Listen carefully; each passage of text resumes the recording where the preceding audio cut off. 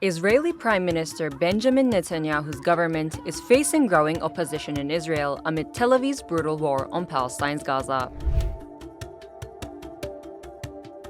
Critics have raised doubts over Netanyahu's posturing as Mr. Security after Hamas was able to overcome multiple Israeli checkpoints and enter numerous secured kibbutzim on October 7.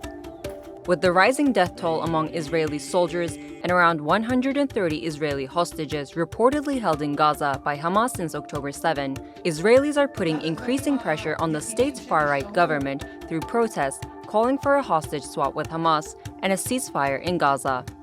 On the morning of October 7th, this government and this Prime Minister totally failed us. My Israeli government, who I do not feel is doing everything they can, shooting will not bring our hostages home alive. We need a deal.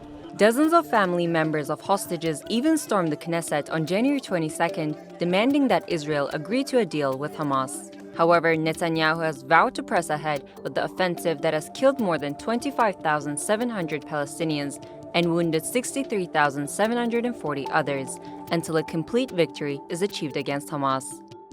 התנאים שמעמיד החמאס מחדדים אמת פשוטה. He has also been scrutinized over his failure to take any responsibility for the attack, leading to calls for a new election in Israel.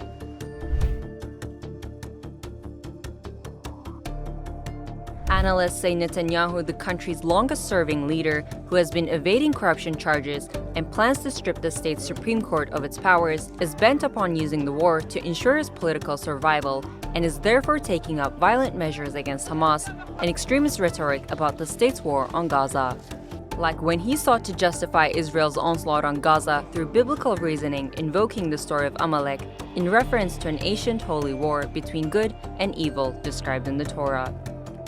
Netanyahu is also facing pressure from right-wing members of his cabinet who have been calling for the expulsion of Palestinians from Gaza and the re-establishment of illegal Israeli settlements in the besieged enclave. As Israelis continue to protest against Netanyahu and his government, are his days in office numbered?